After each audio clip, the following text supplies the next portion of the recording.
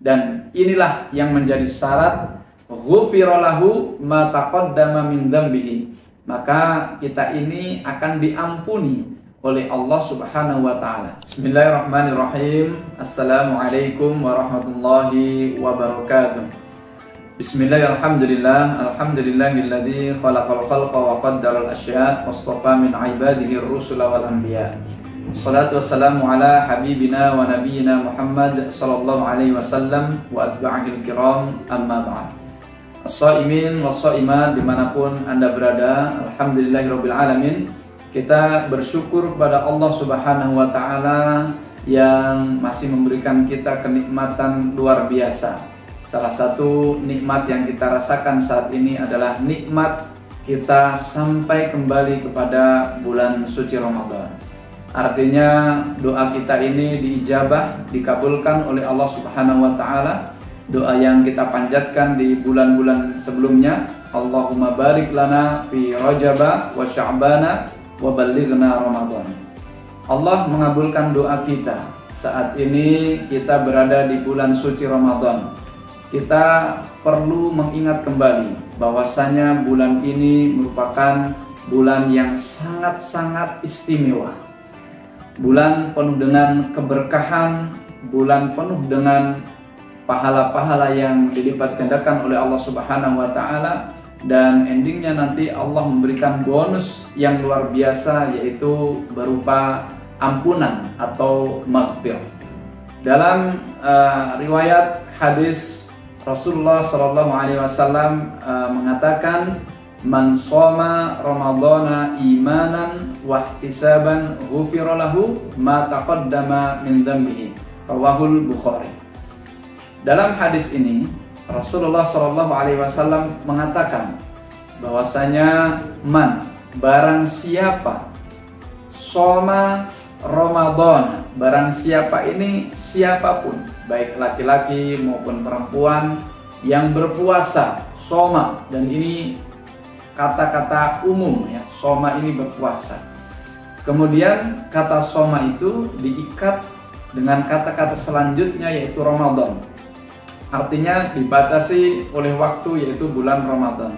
Tidak semua bulan, karena keistimewaan ini memang betul-betul berada di bulan suci Ramadan. Maka hanya puasa Ramadan saja, bukan puasa sunnah Senin dan Kamis, puasa sunnah di bulan Sya'ban, puasa Ayyamul Bid misalnya, atau puasa sunnah yang lain.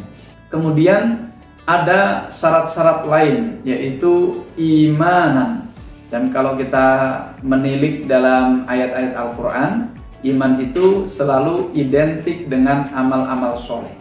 Artinya dalam melaksanakan puasa Ramadan kali ini, kita perlu juga mengimbangi puasa kita dengan amalan-amalan soleh. Tidak cukup kita tidak makan, tidak minum dari pagi sampai maghrib, tetapi kita mengimbangi dengan perbuatan-perbuatan baik, yaitu dengan membaca Al-Quran misalnya, kemudian kita bersedekah, kemudian kita mengajar, belajar, dan amalan apapun yang itu berupa kebaikan-kebaikan.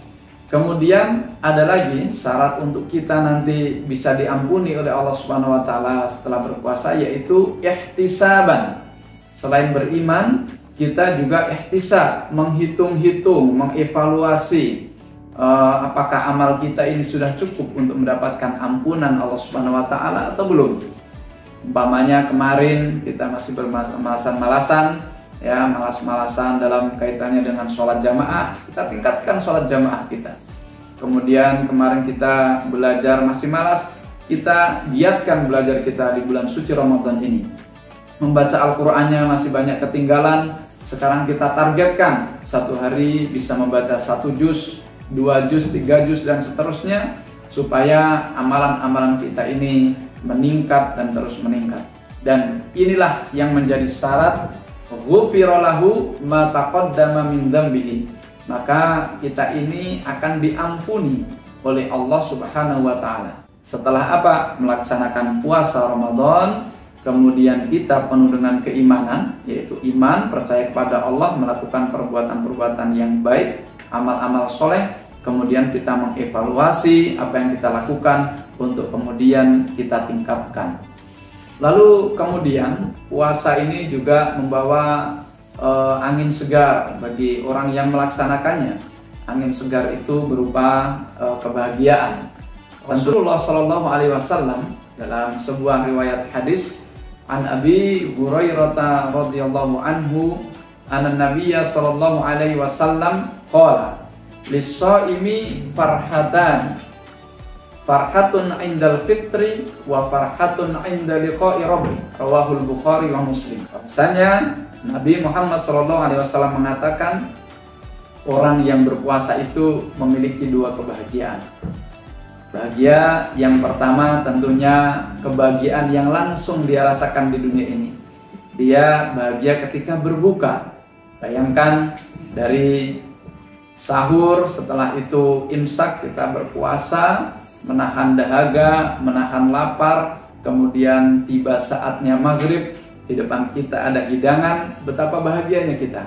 Ya, dengan hidangan-hidangan dan rizki yang Allah berikan hari itu, maka kita makan, kita minum, kita nikmati. Ini merupakan kebahagiaan luar biasa yang Allah langsung kasihkan kepada orang yang berpuasa di hari itu juga. Lalu kemudian ada farhatun ukhra atau kebahagiaan yang lain, yaitu farhatun inda liqa'i rabbi. Kebahagiaan ketika seorang yang berpuasa itu bertemu dengan Tuhannya, yaitu Allah Subhanahu wa Ta'ala. Dan ini tentunya adalah kebahagiaan yang akan dia jumpai nanti di akhirat. Karena salah satu syarat, salah satu amal yang bisa menjadikan diri seorang muslim bertemu dengan Allah Subhanahu wa Ta'ala yang merupakan nikmat terbesar, salah satu faktornya adalah dengan berpuasa. Maka ini menjadi kebahagiaan tersendiri bagi orang yang berpuasa. Bahkan Allah menjanjikan ya, bagi orang yang berpuasa itu diberikan pintu khusus, pintu istimewa untuk dia lalui masuk ke dalam surga yang dinamakan pintu Ar-Rayyan, pintu surga yang tidak dimasuki kecuali oleh orang-orang yang ahli berpuasa. Maka berbahagialah kepada orang-orang yang berpuasa penuh dengan keimanan, penuh dengan evaluasi untuk kemudian dia meningkatkan amalan-amalan ibadahnya. Dan mari kita manfaatkan waktu-waktu kita di bulan suci ini dengan maksimal, dengan berpuasa, dengan melakukan amal-amal soleh. Jangan lupa kita targetkan bacaan Al-Quran kita juga keluarkan sedekah infak terbaik yang kita miliki untuk kemudian kita tasarrufkan, dan amalan-amalan ibadah lain yang bisa kita lakukan setiap harinya di bulan suci Ramadan dan kemudian kita lakukan di bulan-bulan setelahnya. Semoga kita mendapatkan ampunan atau maghfirah dari Allah Subhanahu wa Ta'ala. Usikum wa iya nafsi bitaqwallah. Assalamualaikum warahmatullahi wabarakatuh.